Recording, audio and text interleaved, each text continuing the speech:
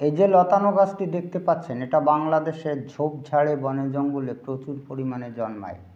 এই গাছে কুমারীর নামের এক প্রকার উপাদান থাকে, যার প্রভাবে এর থেকে সুগন্ধ বের হয় এবং এর স্বাদ মিষ্টি হয়। প্রখ্যাত চিকিৎসাবিদ ডক্টর E.J. ওয়ারিং বলেছিলেন যে ধাতু দুর্বলতা, উপদংশ জাতীয় চর্মরোগ, অজীর্ণ, ক্ষুধাহীনতা, বাত প্রভৃতি জটিল রোগে ঔষধটি অমৃততুল্য কাজ করে।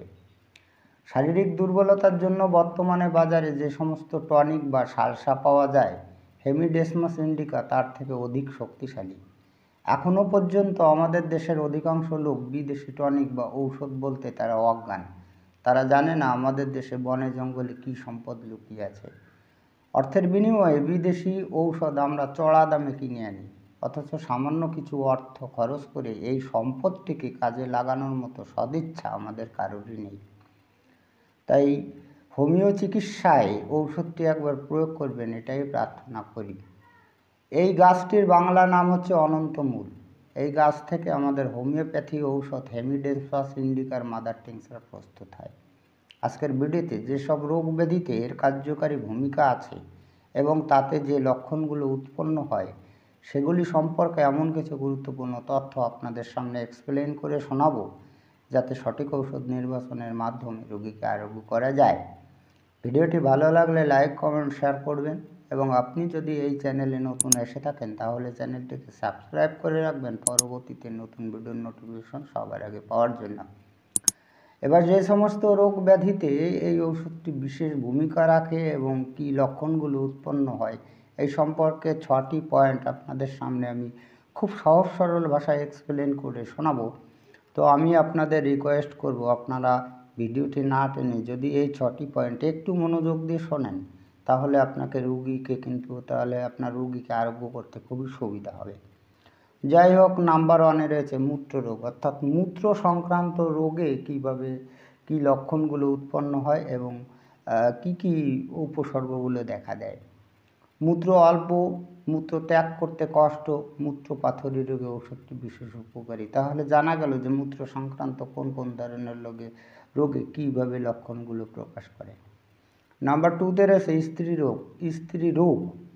স্ত্রীলোকদের রক্ত প্রদানে ওষুধটি বিশেষ উপকারী। ওই মহিলাদের যে সাদা স্রাব হয়, সেই সাদা স্রাবের মধ্যে যদি রক্ত থাকে, হালকা পরিমাণে রক্ত থাকে, সেই ধরনের শ্বেতস্রাবে কিন্তু ওষুধটি বিশেষ উপকারী। নাম্বার 3-তে রয়েছে যৌন রোগ, ধাতু দুর্বলতা, ধাতু দুর্বল রোগীদের উপদংশ, বাত, বিশেষ রোগ যেগুলো রয়েছে সেই রোগে কিন্তু ভীষণ উপকারী। এই যে বিষয়টি হচ্ছে যে ধাতু দুর্বল একজন যদি রুগীর দেখা যায়, তাহলে সেই ধাতু দুর্বল রুগীদের রকমারি রোগে কিন্তু আক্রান্ত হয়। তো তাদের ক্ষেত্রে দেখা যায় যে উপদংশ জাতীয় চর্মরোগ আসতে পারে, বাত রোগ আসতে পারে, আমাশয় আসতে পারে, অজীর্ণ আসতে পারে, ক্ষুধাহীনতা আসতে পারে। তো এই ধাতু দুর্বল রোগীদের যে কোনো ব্যাধিতে কিন্তু আমাদের এই হেমিডেসমাস ইন্ডিকা কিন্তু বিশেষ উপকারে আসে। তো এই রোগীকে চিকিৎসা করে যদি পাওয়া যায়, তাকে সৃষ্টি পাওয়া যায় যে রোগীর ধাতু দুর্বলতা আছে এবং তার জন্য বিভিন্ন রোগে আক্রান্ত হচ্ছে, তাহলে কিন্তু এই হেমিডেসমাস ইন্ডিকা কিন্তু ব্যবহার করা যাবে। নাম্বার 4-এ রয়েছে চর্মরোগ, রক্ত বিষাক্ত হয়ে নানা প্রকার চর্মরোগ উপস্থিত হলে ঔষধটিতে বিশেষ সুফল পাওয়া যাবে। ঔষধটি নিয়মিতভাবে সেবন করলে রক্ত পরিষ্কার হয়, এটা কিন্তু আয়ুর্বেদ শাস্ত্রে কিন্তু প্রমাণিত হয়েছে। নাম্বার 5-এ রয়েছে পাকস্থলী, অজীর্ণ, আমাশয়, ক্ষুধাহীনতা ইত্যাদি রোগ ব্যাধি আরোগ্য করার ঔষধটি কিন্তু প্রচুর ক্ষমতা আছে। তবে একটা কথা মনে রাখতে হবে যে রোগীর যদি ধাতু দুর্বলতা থাকে, সেই স্ত্রী হোক বা পুরুষ হোক, তাহলে কিন্তু এই ঔষধটি বিশেষ উপকারে আসবে। এই ধাতু দুর্বলতা হচ্ছে এর একটি সিদ্ধিপ্রদ সিমটম, মানে ধাতু দুর্বল রোগীদের যে কোনো রোগ ব্যাধিতে এই ঔষধটি কিন্তু কাজে আসবে। নাম্বার 6-এ রয়েছে ঔষধের শক্তি ও ডোজ, মাদার টিংচার এবং 1M শক্তি অধিক কার্যকারী এবং ডক্টর বাবুরা দেখেছেন যে এই যে দুটি আমি শক্তি বললাম, একটা হচ্ছে মাদার টিংচার আর একটা হচ্ছে 1M মানে হচ্ছে 1000 পাওয়ারের শক্তি। এই দুটো শক্তি কিন্তু বেশি কার্যকরী।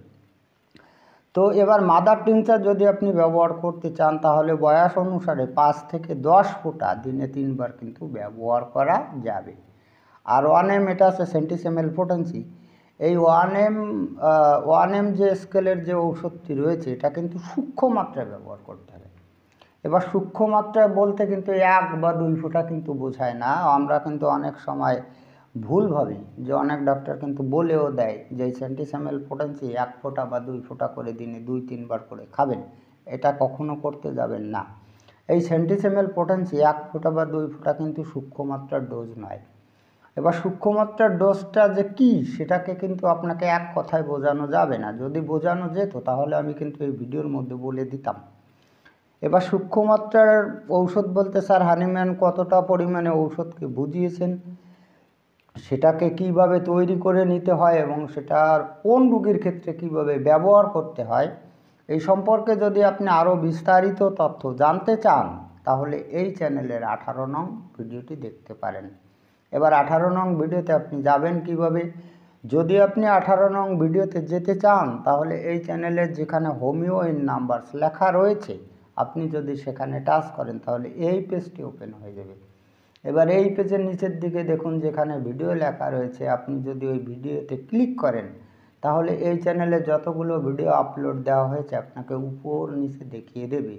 আপনি টেনে নিচের দিকে গিয়ে 18 নং ভিডিওতে ক্লিক করলে কিন্তু এই ডোজ সম্পর্কের ভিডিওটি ওপেন হয়ে যাবে।